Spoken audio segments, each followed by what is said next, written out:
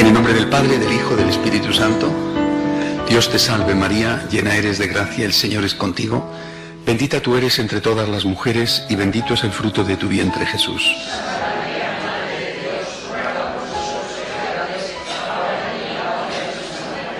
Gloria al Padre, al Hijo y al Espíritu Santo.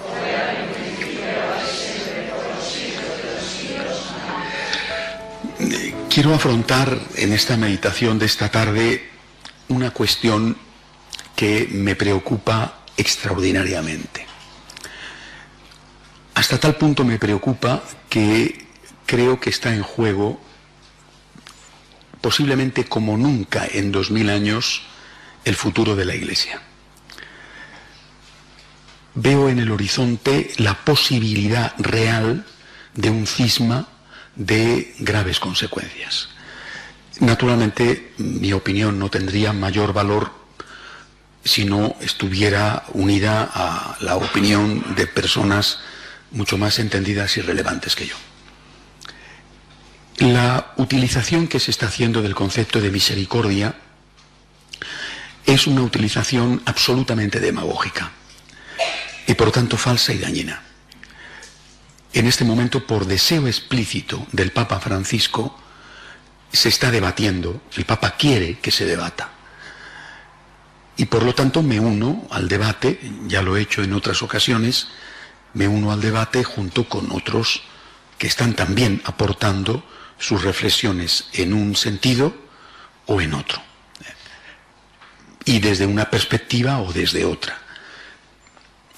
En este momento el debate gira sobre todo, no únicamente, pero sobre todo, digamos, en conceptos teológicos,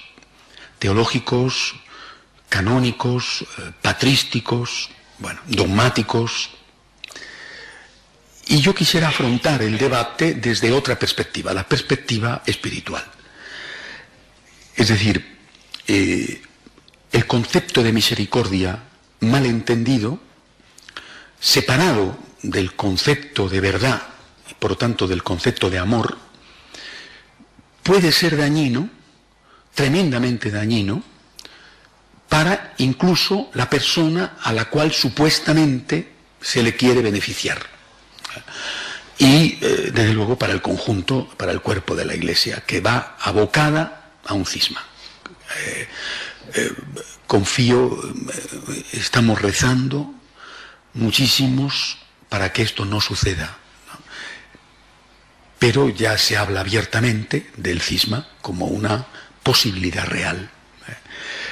Y creo que hay momentos en la vida en los cuales hay que tener el valor de hablar, y de hablar francamente, honestamente, porque decimos en español que el que avisa no es traidor. Y para que no ocurran determinadas cosas, que hay muchas, pero muchas posibilidades de que ocurran, es la hora,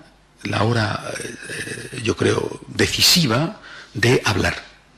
Lo están haciendo otros, repito, desde otros ángulos, más el tema del ángulo teológico, patrístico, dogmático, canónico, de derecho canónico, y yo quisiera afrontarlo esta tarde desde la perspectiva espiritual.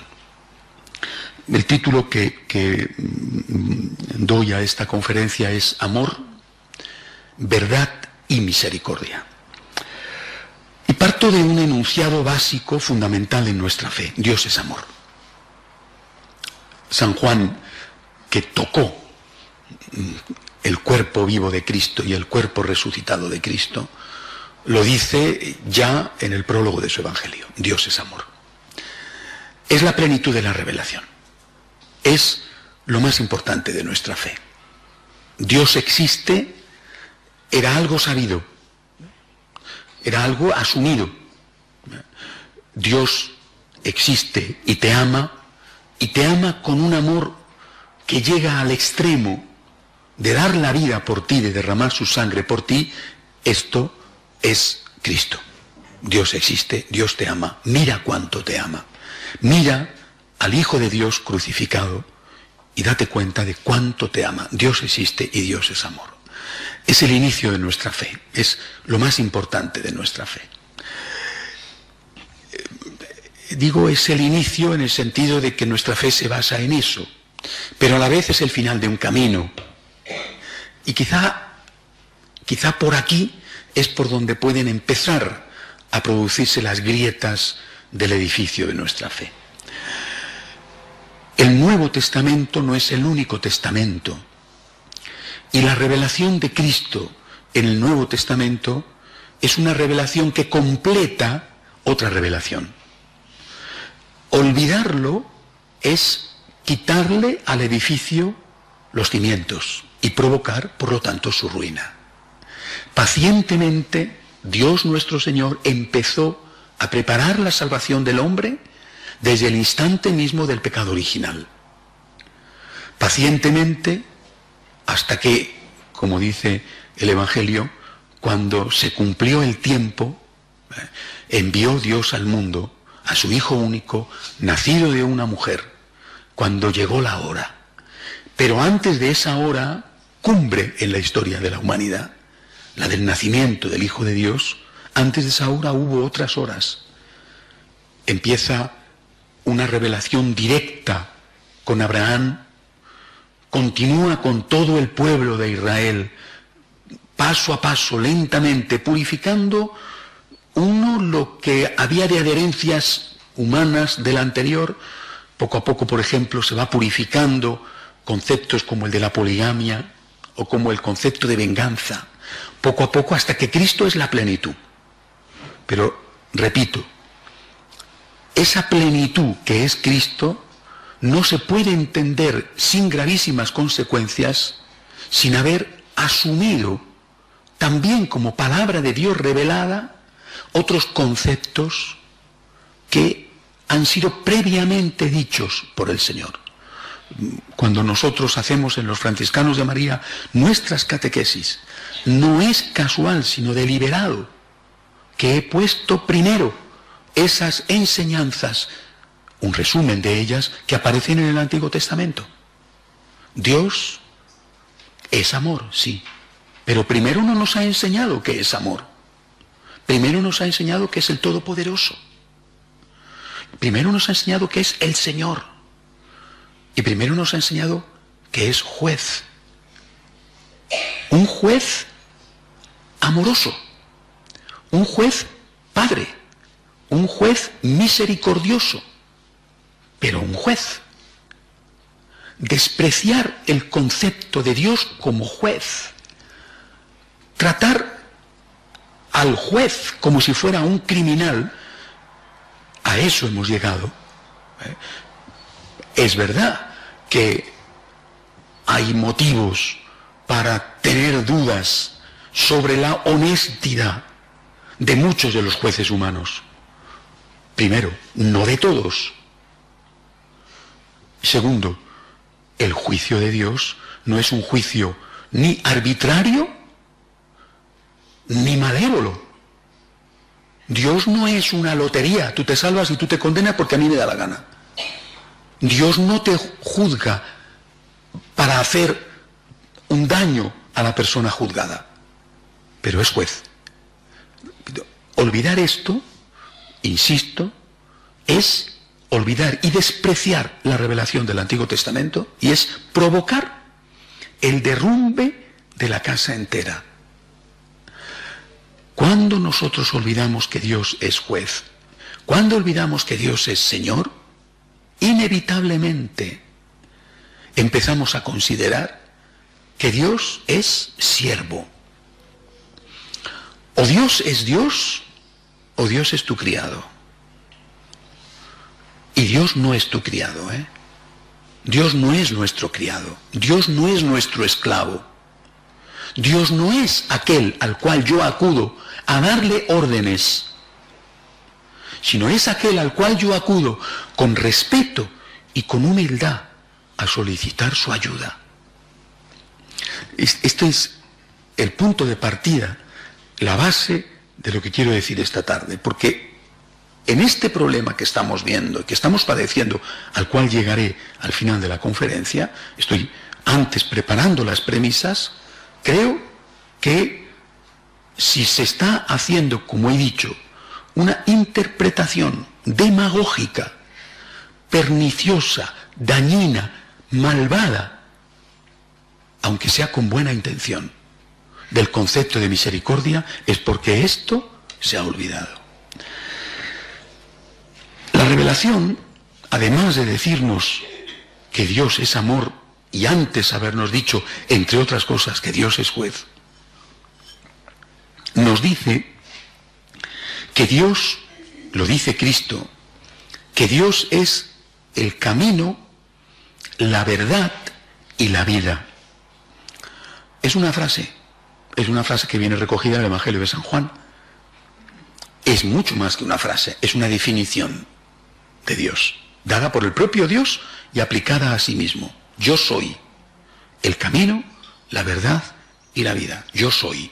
La frase que escucha Moisés cuando la zarza arde sin consumirse en el desierto. Yo soy el que soy, yo soy.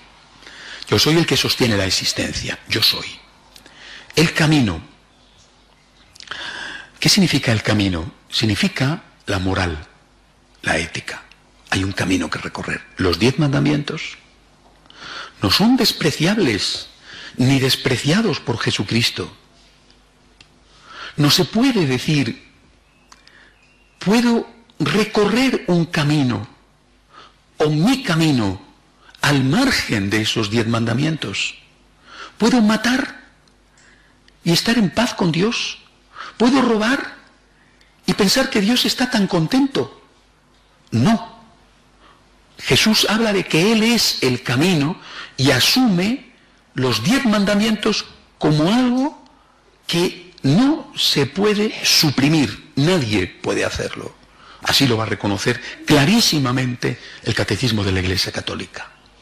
Además, cuando Él se presenta como el camino, y lo va a dejar claro en la última cena, está diciéndonos que no solo los 10 mandamientos, que son mandamientos de mínimos, tienen que ser respetados, sino que también tenemos que imitarle a Él, la imitación de Cristo. Amaos como yo os he amado. Este es mi mandamiento, es una orden, un mandamiento. Amaos unos a otros como yo. Por lo tanto, despreciar la moral, como se está despreciando en este momento, y decir, como tantos dicen, que el cristianismo no es un moralismo, y con eso quieren decir que se puede ser cristiano al margen de un comportamiento ético, es reducir el cristianismo al sentimentalismo. Yo tengo una relación con Dios sentimental, más o menos efusiva, incluso habría que decir no sentimental, sino sentimentalista o sensibloide, según la cual yo hago lo que me da la gana en mi vida y pretendo que Dios esté contento conmigo. Jesús es el camino y hace referencia indudablemente, cuando dice esta palabra, al cumplimiento de unas normas morales. Las del Antiguo Testamento, que son los 10 mandamientos, que siguen siendo válidos, y la imitación de Cristo, que es una imitación en el amor y para el amor. Además dice que es la verdad. La verdad. No dice yo soy un camino, una verdad. No dice eso, dice que es la verdad. La verdad, por lo tanto, existe. No existe tu verdad, mi verdad, nuestra verdad, la verdad de la mayoría. Existe la verdad. Y es posible conocerla con la luz de la razón, al menos acceder a elementos esenciales de ella, y viene completada con la luz de la revelación. La verdad existe y es el propio Dios. La verdad. Por lo tanto, decir que la misericordia tiene que aplicarse al margen de la verdad o en contra de la verdad, eso sí que es ir directamente contra las enseñanzas del propio Cristo. Él es la verdad. Lo mismo que decir que la verdad no existe, o es inalcanzable, o es relativa, y que no existe ninguna verdad absoluta, o ninguna verdad objetiva, no solo es negar 2000 años de pensamiento cristiano, basado en esto que estoy diciendo, en una definición de Dios dada por el propio Dios, sino que es negar miles de años anteriores del propio pensamiento. O sea, es retroceder culturalmente a una época anterior a Sócrates. Hay que tener o mucho valor o mucha ignorancia para atreverse a decir esto. Solamente se puede decir ante esto qué atrevida es la ignorancia. La verdad existe. Es posible conocerla con la luz de la razón y adquirimos esa verdad con la luz de la revelación. Quitar la verdad del discurso del amor es ir directamente a una falsificación demagógica de ese discurso que termina por hacer daño a la persona en cuestión. Porque Jesús añade: soy el camino, moral, soy la verdad, dogma, y soy la vida. O sea, soy la felicidad. La vida, la felicidad. Con las dos dimensiones que tiene la felicidad, aquí y en el más allá. La vida aquí, la felicidad, y la vida allí, la vida eterna. El Señor no dice por casualidad, no dice por casualidad esta definición en este orden, sino que es el orden en que tiene que practicarse. Soy el camino, la verdad y la vida. No puedo llegar a la vida si no es a través de la verdad y recorriendo un camino. Esto lo entendió la Iglesia siempre. Y me atrevo a decir que esto lo entendió cualquier persona con sentido común siempre. La tesis nuestra como católicos desde el inicio es: Dios es amor. Dios te ama infinitamente. Pero este amor de Dios tiene que ser respondido con un amor a Dios. Y solamente cuando hay amor al Dios que te ama, vas a poder ser feliz. Porque la felicidad consiste en ser lo más posible parecido a Dios, dado que has sido hecho a imagen y semejanza suya. Solamente cuando amas, cuando das, cuando devuelves, porque Dios ha tenido la iniciativa, solamente cuando das, cuando amas, cuando devuelves, te pareces a Dios. Dios pone en marcha en ti un mecanismo amándote. Pero si no consigue que tú le ames, su amor se frustra en ti, no por culpa de él, sino por culpa tuya. Por tanto, para que tú seas feliz aquí y disfrutes de la unión con él en la vida eterna, tienes que amar. Si no amas, aunque él te ame, tú no vas a ser feliz. Si tú no eres capaz de dar amor después de haber recibido amor, no te sirve el haber recibido tanto amor. Ese amor recibido se pudre en ti, se frustra en ti. Si Dios te ama es porque quiere que tú le ames. Y quiere que tú le ames no para él ser amado, sino para que tú seas feliz. Si Dios quiere que tú le ames es porque quiere tu felicidad. Solamente cuando tú amas vas a ser feliz. Porque solamente cuando tú amas vas a parecerte al Dios a cuya imagen y semejanza fuiste hecho. Por eso Él te ama para que tú ames. Si tú en cambio dices: Dios me ama, qué bien, y me aprovecho de ese amor y no hago nada, el amor de Dios se frustra en ti y no encuentras la felicidad que Dios quiere que tú tengas aquí en la tierra y después la vida eterna en el cielo. Esta es la segunda premisa en torno a la definición de Dios dada por el propio Dios. una definición que incluye la moral, que incluye la verdad, es decir, que incluye ética, dogma y que incluye la consecuencia que es la felicidad soñada. Un aspecto ciertamente de este amor de Dios es la misericordia. ¿Qué significa la misericordia? Aparte de que seguramente habrá otras acepciones a la palabra, todos entendemos por misericordia un sinónimo de compasión. Una persona misericordiosa es una persona compasiva. Y cuando decimos que Dios es misericordia, también es el propio Cristo el que lo dice. Y ya está recogido este concepto en el Antiguo Testamento. Basta con leer algunos de los profetas, singularmente Ezequiel o Zacarías o el propio profeta Isaías. Cuando uno recoge ese concepto de misericordia en el Antiguo y en el Nuevo Testamento, se da cuenta de que la misericordia de Dios, siendo infinita, está limitada no por la parte divina, sino por la parte humana. Es decir, Dios es misericordia, efectivamente.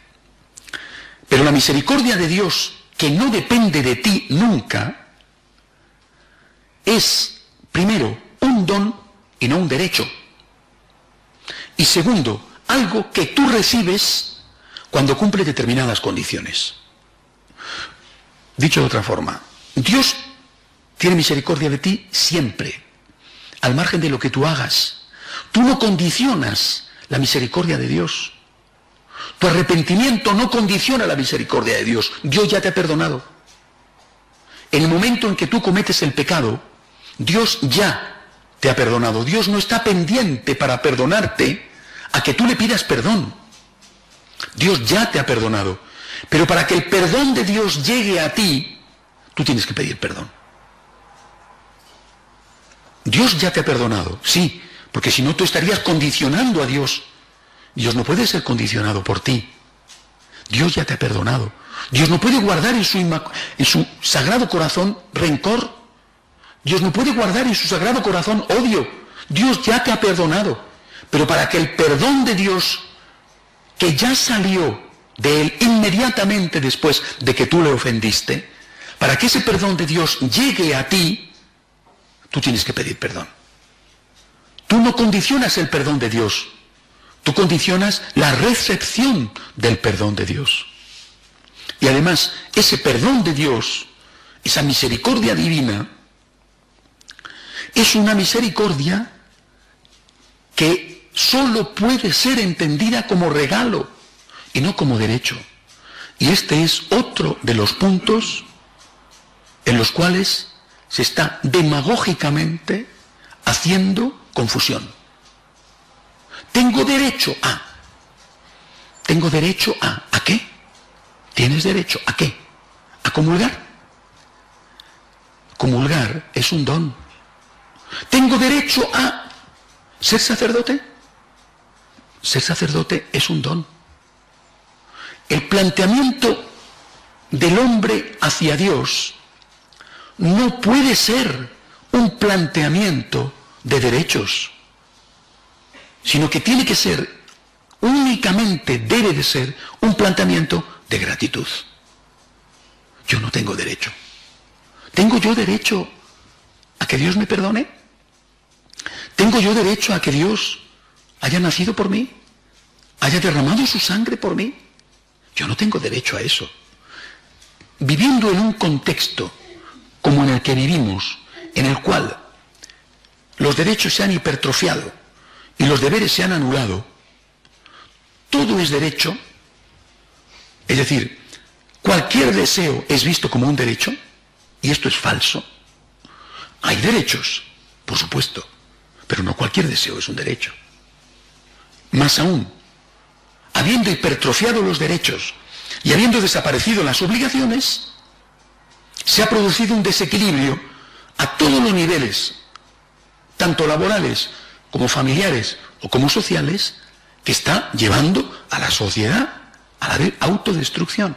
Y está, por supuesto, destruyendo en primer lugar la relación con Dios. ¿Por qué? Porque suprimiendo de nuestra relación con Dios el concepto de derecho, anulamos la posibilidad, el concepto de deber, quiero decir, inflando el concepto de derecho, anulamos la posibilidad del agradecimiento. Y por lo tanto anulamos la posibilidad de amar al amor. Y es de esa manera que nosotros no imitamos al Dios que nos ama, es decir, no amamos. Y al no amar no encontramos la felicidad. Al no amar no encontramos la plenitud que estamos buscando. Por eso, vuelvo al inicio. Si yo me planteo mi relación con Dios desde la perspectiva de que tengo derecho a y de que no le debo nada a Él, no voy a responder con amor a su amor. Y al no responder con amor a su amor, no voy a amar. Y al no amar, no voy a ser feliz. Y por supuesto, me cierro a mí mismo las puertas del cielo. La misericordia divina está siempre a 1 milímetro de mi piel. Siempre. Pero para poder entrar, para poder cruzar ese milímetro, yo tengo que decir, perdóname, tengo que abrir la puerta con el arrepentimiento, perdóname, y tengo que abrir la puerta con el propósito de enmienda. Perdóname, voy a intentar no hacerlo más. Entonces, esa misericordia divina que ya salió inmediatamente del corazón de Dios, llega a mí, y yo la experimento como algo maravilloso, que no merezco, como un regalo al que no tengo derecho, y doy como respuesta a esa divina misericordia mi agradecimiento, que tiene que ser un agradecimiento de obras y no solo de sentimiento, y que tiene que ser un agradecimiento según la voluntad de la persona a la que agradezco, es decir, tiene que ser un agradecimiento que tenga en cuenta el camino, la verdad, para poder después encontrarme a mí mismo disfrutando de la vida. Por lo tanto, un concepto de misericordia que no tenga en cuenta que es un derecho y que no tenga en cuenta que no es un derecho, sino que es un don, y que no tenga en cuenta que hay que cumplir unas condiciones para recibirla, el arrepentimiento y el propósito de enmienda, es un concepto falso de misericordia. Un concepto de misericordia que no tenga en cuenta que hay que devolver amor al amor como una obligación que implica el cumplimiento de los deberes morales y que supone la aceptación de la verdad revelada, es un concepto de misericordia falso que no genera en la persona que supuestamente la recibe la felicidad que es la que teóricamente se dice que se va a recibir con esa misericordia.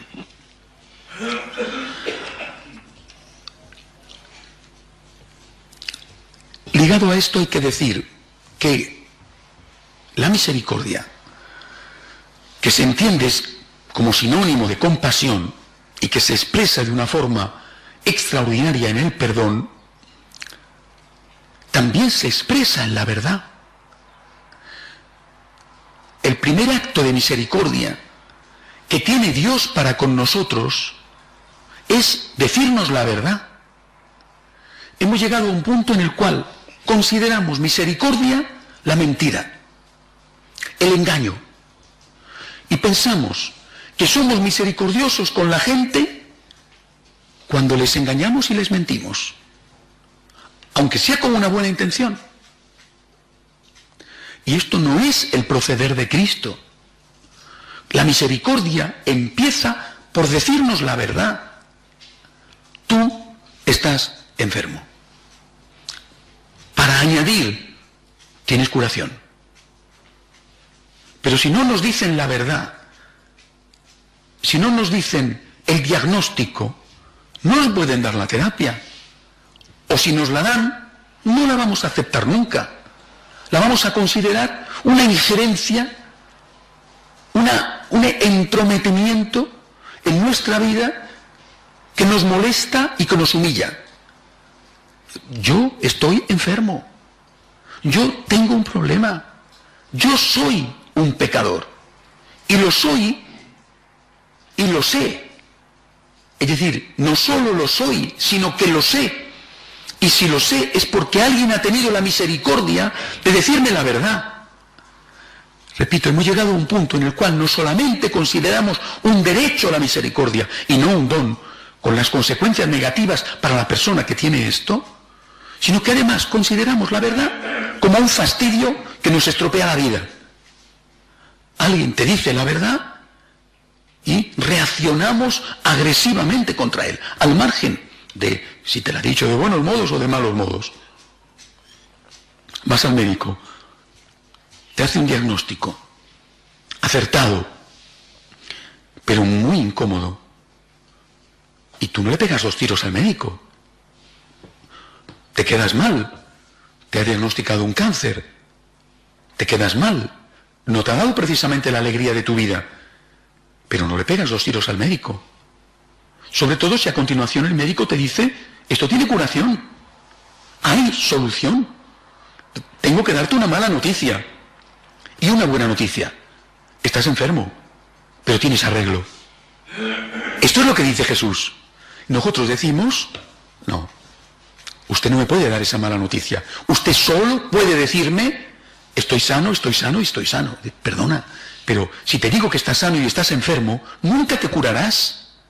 El mal irá creciendo y por lo tanto nunca podrás alcanzar la salud, la felicidad, ni aquí ni en el más allá.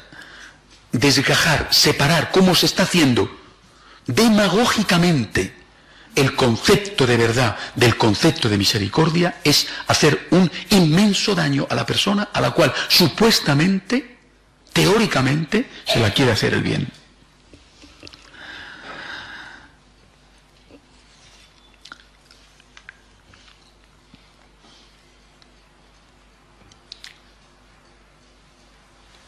Quisiera una última cosa antes de entrar en la cuestión de la comunión de los divorciados vueltos a casar, que es la que está generando el debate. La relación entre misericordia y comunión eucarística. Porque todo se está planteando desde esta perspectiva. Repito, separando misericordia de ética y de dogma, separando misericordia del concepto de don, considerándola como derecho, separando la misericordia, sobre todo, de la verdad. Y por lo tanto, diciendo que la comunión eucarística es un derecho al cual se tiene que poder acceder, porque es un derecho, sin cumplir ningún tipo de condición. Esta es la cuestión. ¿Qué significa esto? Significa, en primer lugar, ignorar las propias palabras del Nuevo Testamento. En la primera carta de San Pablo a los Corintios, capítulo 11, versículo 27, dice el apóstol que está recogiendo una tradición. Dice él, os transmito lo que a mi vez recibí. Que el Señor, la noche que iba a ser entregado, tomó pan en sus santas y venerables manos y dijo, tomad y comed, esto es mi cuerpo. Es decir, ya en ese momento existe una tradición, y estamos hablando de los primeros pasos del cristianismo. Primera carta a los Corintios, capítulo 11, versículo 27. El que come y bebe el cuerpo y la sangre del Señor indignamente, ofende ese cuerpo y esa sangre. Versículo 27. Ofende a Cristo. Versículo 29 del mismo capítulo. El que come, insiste el apóstol, 2 versículos después, fijaros si le preocupaba, en aquel contexto pagano, en el cual los primeros cristianos eran muy susceptibles de cometer todo tipo de fechorías, que eran las normales en aquella época, pero después acercarse el día del Señor a la mesa a participar del banquete eucarístico. Versículo 29. El que come y bebe el cuerpo y la sangre del Señor indignamente, come y bebe su propia condenación. Esto es palabra de Dios. Esto es reflexión de San Pablo. ¿Cómo se puede, por lo tanto, pretender separar la comunión eucarística del estado de gracia? Nunca, en 2000 años de historia de la Iglesia, se ha hecho esto. Nunca. Nunca, en 2000 años de historia de la Iglesia, se ha pretendido que se pueda comulgar en pecado mortal. Nunca. Santo Tomás de Aquino va a establecer una serie de condiciones, pero siempre partiendo de esta palabra de Dios revelada. El que come y bebe indignamente el cuerpo y la sangre de Cristo, come y bebe su propia condenación. Son palabras sagradas. Es decir, partir de que la comunión eucarística se puede efectuar sin estar en gracia de Dios es ignorar la palabra de Dios y es ignorar la tradición de 2000 años ininterrumpidos de enseñanza de la Iglesia basada en esa palabra de Dios, explícitamente enunciada por el apóstol San Pablo. Y no solamente la Iglesia consideró esto como un condicionante para la comunión, sino que también lo consideró como un condicionante desde el punto de vista de la aceptación de las enseñanzas de la Iglesia. Por eso, para que una persona pueda comulgar, tiene que estar en gracia y tiene que comulgar también en las enseñanzas de la Iglesia. Por eso, precisamente, la Iglesia no puede aceptar a la Sagrada Comunión a las personas que no aceptan íntegramente el dogma. Es decir, el concepto de camino, de moral, y el concepto de verdad, dogma, están ligados de forma indisoluble, de tal manera que nadie, absolutamente nadie, y quiero dejar claro que nadie, absolutamente nadie, puede separarlos al concepto de comunión. Tú solo puedes comulgar el cuerpo y la sangre del Señor si estás éticamente preparado, soy el camino. Y si estás dogmáticamente preparado, soy la verdad. Si aceptas las enseñanzas de la Iglesia y si estás en gracia de Dios. Esta ha sido la tradición de 2000 años. Por eso la Iglesia no puede aceptar a la comunión, por ejemplo, a los protestantes, que a lo mejor no lo sé, porque Dios sabe cómo está su estado de alma. Dios sabe, yo no puedo entrar a decir cómo está, si están en gracia o no están en gracia, por lo menos yo no me atrevo. Pero no están en comunión de dogma. Por lo tanto, una persona, para poder comulgar, que, insisto, no es un derecho, sino que es un don. Para poder comulgar, una persona tiene que estar en comunión con el camino, es decir, con la ética, y tiene que estar en comunión con la verdad, es decir, con la revelación. Tiene que estar en gracia y tiene que estar esa persona aceptando las enseñanzas de la Iglesia. Solamente así se dan las condiciones para que tú puedas recibir el don. Del mismo modo que el perdón, que es un don, requiere unas condiciones en la persona perdonada: el arrepentimiento y el propósito de enmienda. Además de lo que sabemos, decir el pecado al confesor, cumplir la penitencia, pero esencialmente estas dos: el arrepentimiento y el propósito de enmienda. Apliquemos esto a los casos concretos. Se está hablando de que los divorciados vueltos a casar sin haber obtenido la nulidad matrimonial pueden comulgar. Es cierto que la Iglesia establece en estos casos unas exenciones, es decir, unos permisos. Por ejemplo, cuando ese divorciado vuelto a casar no tiene relaciones sexuales con su cónyuge civilmente, o con su compañero o con su compañera. Es verdad, porque lo que el pecado en sí mismo sería el adulterio, es decir, el tener relaciones sexuales. Y la Iglesia, porque es misericordiosa, permite el acceso a la comunión de los divorciados vueltos a casar sin haber obtenido la nulidad cuando llevan una vida de castidad, haciendo, repito, un gesto de misericordia. Ese no es el problema. El problema es cuando se pretende comulgar en cualquier otro caso, es decir, sin llevar esa vida de castidad. Pero están planteándose un problema que, en primer lugar, no es el problema de la familia, y está planteándose en el contexto del sínodo de la familia, hasta tal punto que el cardenal Casper, que es al cual el Papa Francisco encargó la relación previa al estudio de este sínodo, el cardenal Casper ha llegado a decir que si esto no se admite, más valdría no llevar a cabo el sínodo. Si no se permite la comunión de los divorciados vueltos a casar, son palabras de él, más valdría no llevar a cabo el sínodo porque sería una gran decepción. Reducir el problema de la familia hoy, cuando en tantos países ya la mayoría de los jóvenes no se casan de ningún modo, sino que simplemente viven juntos, reducir el problema de la familia hoy a esto es empequeñecer el problema. Esto afecta a un porcentaje, y el propio Casper lo reconoce, diminuto de personas. El problema de la familia es, por desgracia, muchísimo más grave. Que el sínodo se reduzca a esto es fijarse en un punto concreto que tiene efectivamente su importancia, pero no es más que un pequeño punto comparado con los grandes problemas que tiene la familia hoy.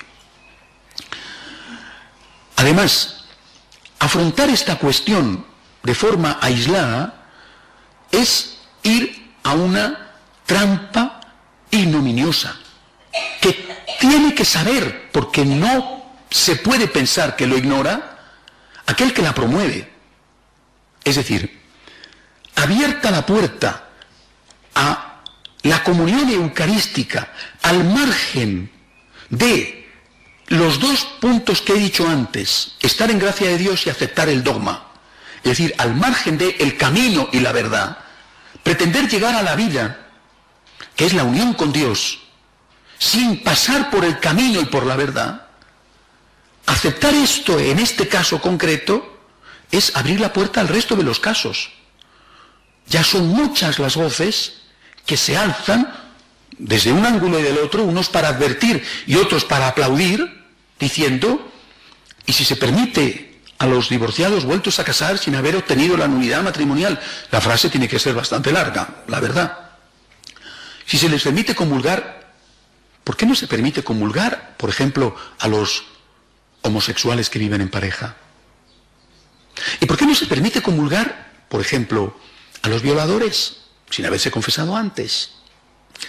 ¿Y por qué no se permite comulgar a los torturadores, a los que maltratan a sus esposas, a los narcotraficantes, a los que trafican con armas, a los corruptos? Es decir, abierta la puerta. Es cuestión, y lo sabemos muy bien, porque es lo que hemos visto en el caso del aborto, es cuestión de tiempo y de no mucho tiempo que esa puerta se abra de par en par. ¿Y por qué no?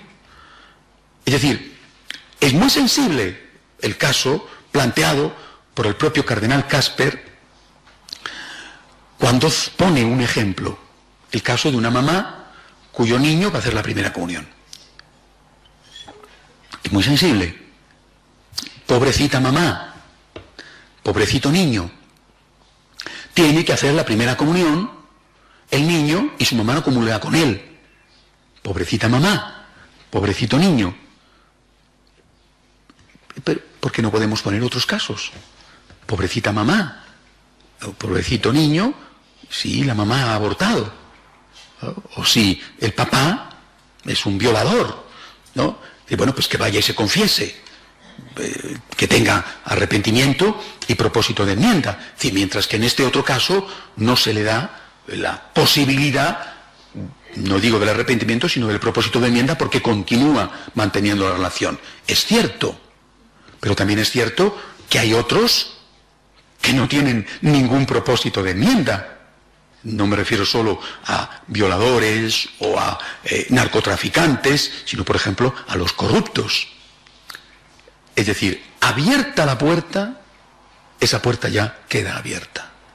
Sin poner las condiciones para poder acceder a este don que es la Eucaristía, sin poner estas condiciones, sin aceptarlas y cumplirlas, se abre la puerta para que se pueda comulgar al margen, en cualquier caso, de si se está o no en estado de gracia y de si se acepta o no las enseñanzas reveladas por el Señor y mantenidas fielmente por la Iglesia durante 2000 años.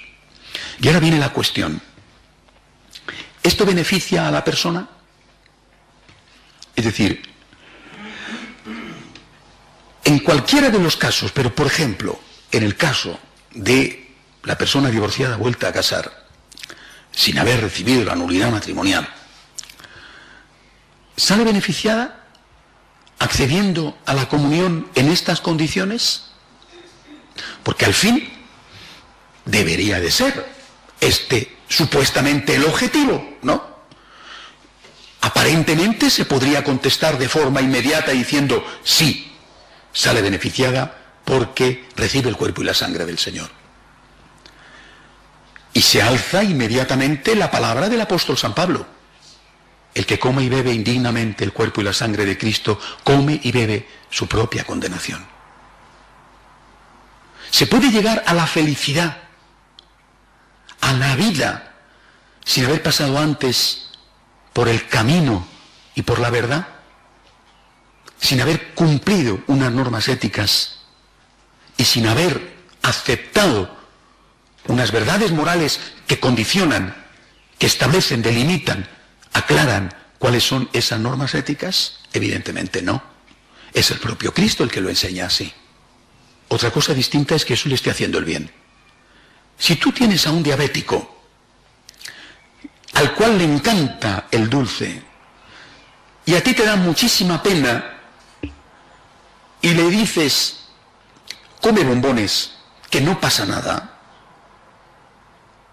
tú eres responsable de que después el diabético quizás se quede ciego o haya que cortarle una extremidad porque tiene un ataque grave de exceso de insulina, de exceso de azúcar en la sangre, mejor dicho.